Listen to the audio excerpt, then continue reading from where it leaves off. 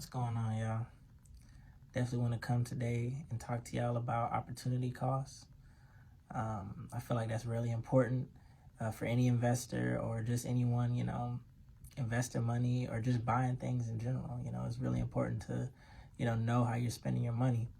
So, opportunity costs are where if you invest in one thing, what are the opportunity costs if you would have invested in something else? So, if I would have bought, this soda as opposed to putting that $5 into this stock or putting that $5 into this crypto or whatever it may be, what are my opportunity costs?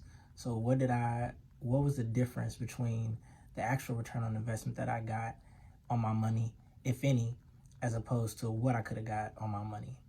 So looking at that, you can always look at it by taking what you end up spending your money on. You take $100. If you were to spend that $100 on some shoes, or you spent $100 at the grocery store, you're obviously not getting a return on investment on your money, but you're actually getting happiness. You're getting nourishment, food, different things that money necessarily can't buy, or a return on investment wouldn't equal to.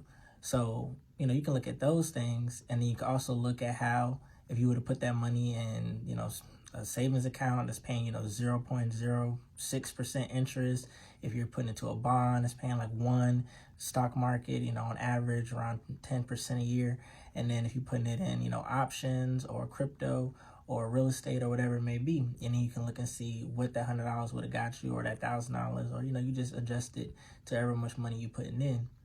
So one thing we're seeing is that the opportunity cost that you have putting your money into shitty crypto projects as opposed to putting it in some good ones. Because people all day talk about chasing gains, and then I'm investing in Doge, I'm investing in XRP, I'm investing in this and that just for chasing gains. But a lot of people aren't chasing these gains, because if you look, like, there are multiple cryptos, like, and I'll put the check out the pictures as always, but if you look, like, there are multiple cryptos that not only have 1,000 or like up close to 2,000 that Dogecoin had for the year. They have ones that have 5,000, 10,000, 50,000, up to 100,000 percent on your money. But for one, a lot of people, you never heard of them. Two, they're trash projects and they're just pump and dumps. So I mean, most people aren't really just chasing gains, because there are always larger gains to chase. Most people are just chasing hype.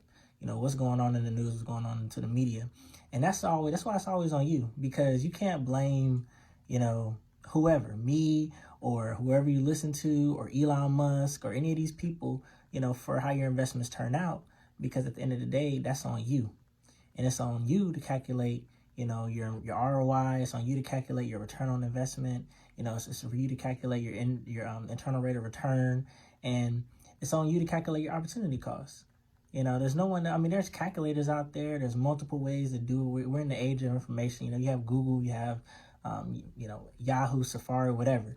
You can always go and look up whatever you don't know, but just know that there are consequences for things that you don't research. And I always want to give y'all information. So if you look primarily at what's been going on with this whole Bitcoin space just recently, that all these people who told y'all so many times not to invest in Bitcoin, or they didn't speak about investing in Bitcoin. When you look for Mark Cuban, who, was on and off. My bad, y'all. I had to go on a call. And after I finished the job, I came back home. So I'm finishing the video. But so Mark Cuban, he has an on and off again relationship with Bitcoin. He said Bitcoin is the same as gold, and he said he'd rather have a banana than gold, and rather have a banana than Bitcoin. And then he said Bitcoin and gold were equal to a rock, and then he said it had no intrinsic value. It was just the same as a collectible or like a baseball card. And then now he says it has intrinsic value.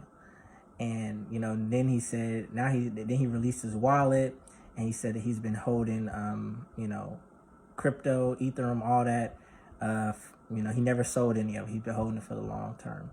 So it's when you look at that, and you look at also Elon Musk, and how he said good things about Bitcoin, but he always tweeted about Dogecoin. You know, he always was pumping Dogecoin and then secretly buying Bitcoin.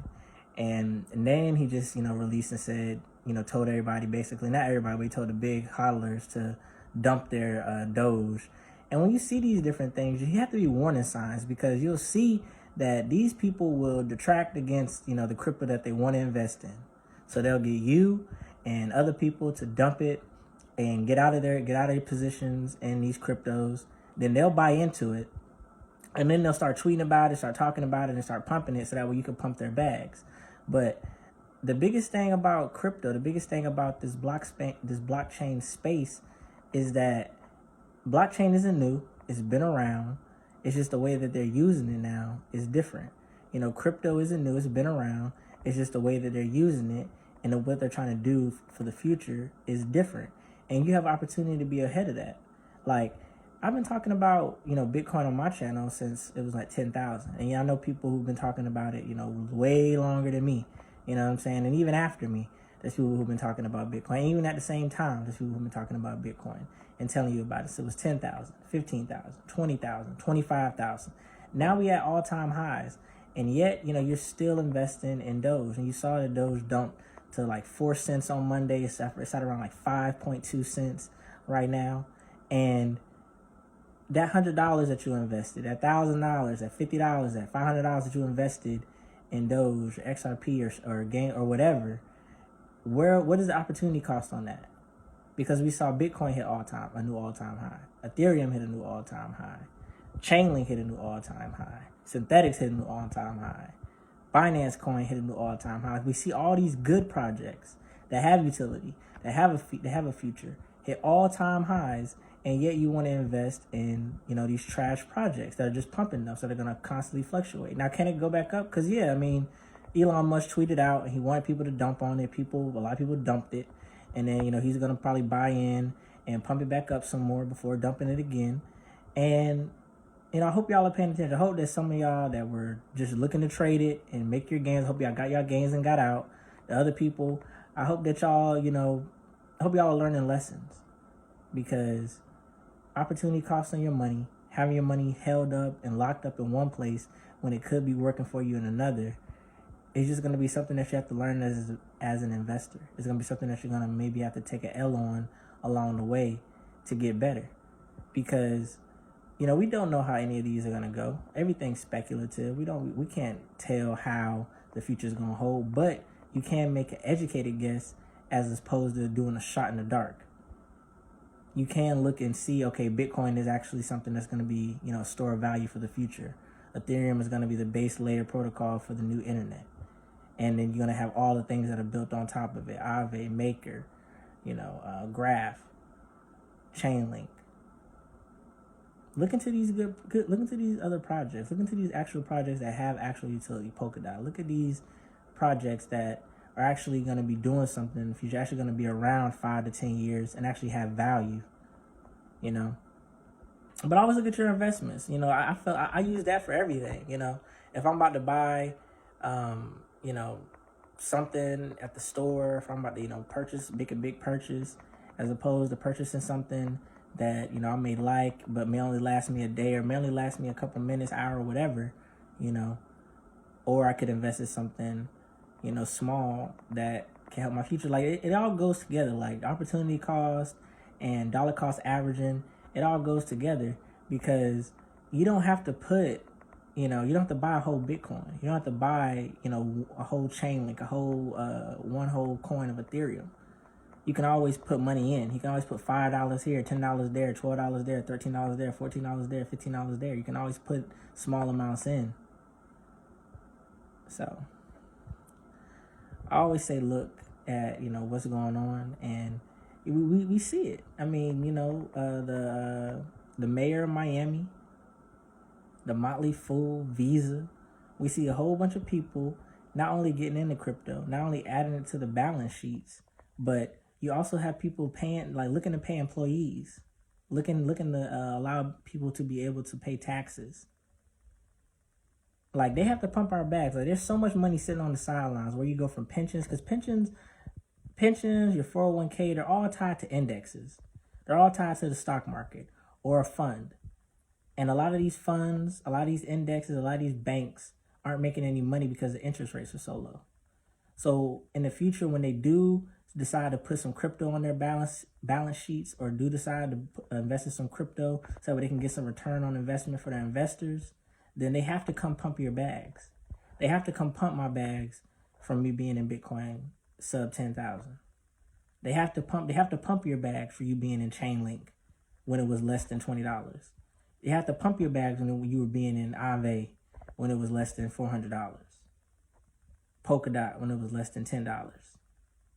And even if you didn't get in then, now, if you get in now, when they finally do come, and all these other people decide that they want to invest in crypto or Bitcoin or whatever, they have to pump your bag because you've been in there. This is an opportunity that we don't. We always have to pump other people's bags on Wall Street or other people's bags in the real estate market, but this is an opportunity for them to have to pump our bags. They have to come behind us. We get ahead of the institutional investor. We get ahead of the large corporations. Like, we're beating them out.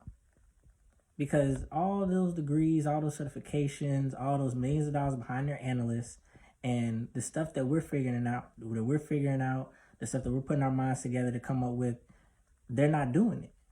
With all that money behind it, all that expertise, all those degrees, all those certifications, they're getting outsmarted by people on forums. They're getting outsmarted by regular people like me and you. So definitely, this is a perfect time. I'm so happy to see everybody investing, but definitely look at your opportunity costs. Look at dollar cost averaging. Look at your return on investment. And pay attention to where your money is and how it's working for you. And if it could be working harder or less somewhere else. And I'll just leave y'all with that. I hope y'all have a great day. Make sound decisions. As always, do your due diligence. Ask any questions. Book me for consultations. And, just hit me up. Y'all have a blessed day and a good rest of the week.